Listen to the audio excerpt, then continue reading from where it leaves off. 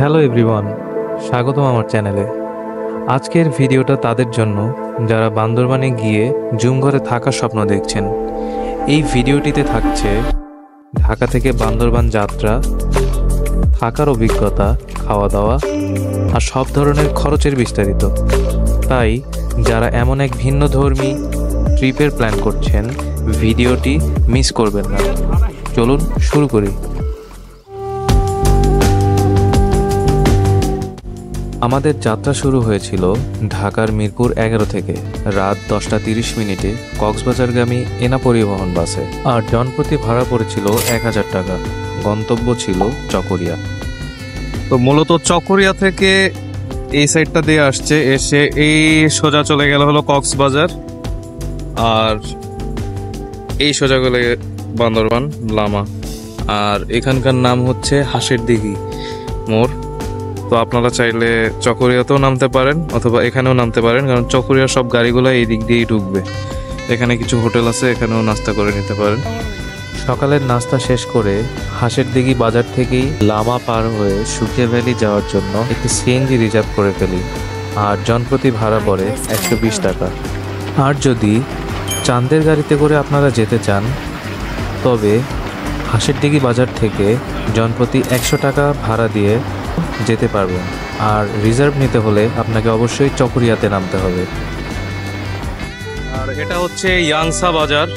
এখানে এসে আপনাদের এই যে এনআইডি কার্ড মার্ট এগুলো সব জমা দিতে হবে। আর যাদের ফটোকপি নাই তারা এই যে এখানে একটা ফটোকপির দোকান আছে, এখান থেকে ফটোকপি করতে পারবেন। আর ওই যে চেকপোস্ট, ওই চেকপোস্টে জমা দিতে হবে। দিয়ে এই সাইডে চলে গেল হলো লামা, এই সোজা লামা চলে গেল। তো আমরা এখন আছি হলো লামার পথে।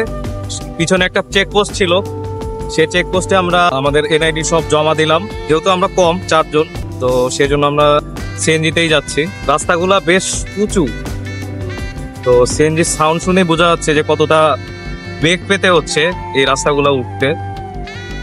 তো আসলে ভিডিওতে কতটুকু বোঝা যাবে জানি না, কিন্তু যখন আপনারা এখানে এসে দেখবেন তখন এই রাস্তাগুলো আসলে কতটা উঁচু সেটা বুঝতে পারবেন। তো এই যে দেখা যাচ্ছে পিছনে একটা চাঁদের গাড়ি যাচ্ছে, ভিউ কিন্তু বেশ সুন্দর, উঁচু নিচু রাস্তা। আমরা এখন খাড়া পাহাড় শুধু উঠতেছি, তো আবার নিচের দিকে নামবো।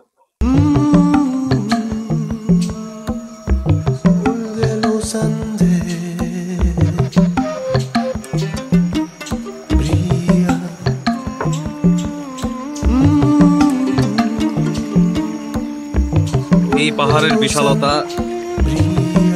এটা যে কত বিশাল, সামনাসামনি না দেখলে আসলেই বোঝা কঠিন। যত দূর চোখ যায় শুধু পাহাড়, আকাশ আর সবুজ প্রকৃতি।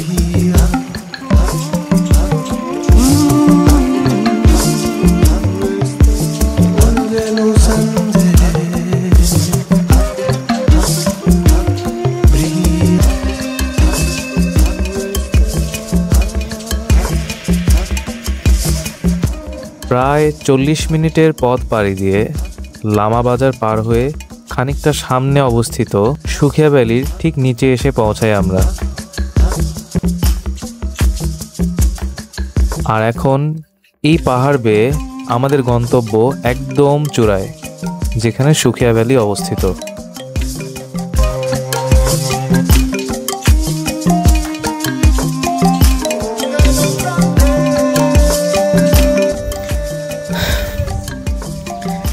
আসলে কথা বলার মতো এনার্জি নেই।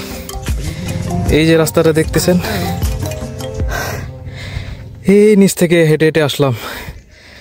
আর ব্যাগ সামনে নিছি, কারণ রাস্তাটা এত ঢালু যে ব্যাগ যদি পিছনে থাকে আমাকে পিছনে টানতেছে, মানে এত খাড়া রাস্তা।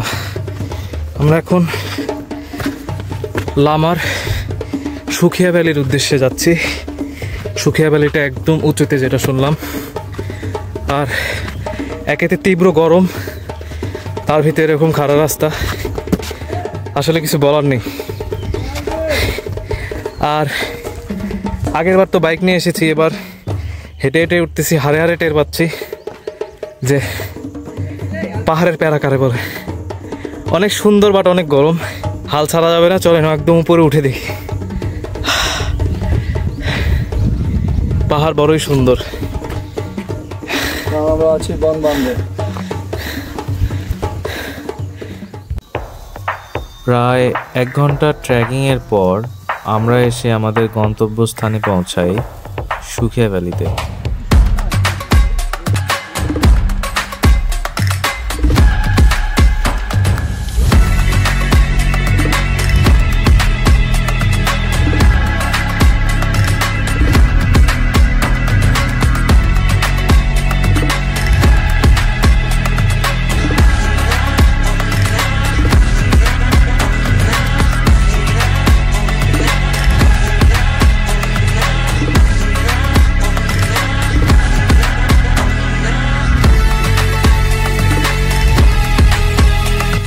এখানেই শেষ নয়, আমাদের বান্দরবান যাত্রার আরও কিছু রোমাঞ্চকর ও রহস্যময় কিছু পর্ব দেখার আমন্ত্রণ রইল সবাইকে।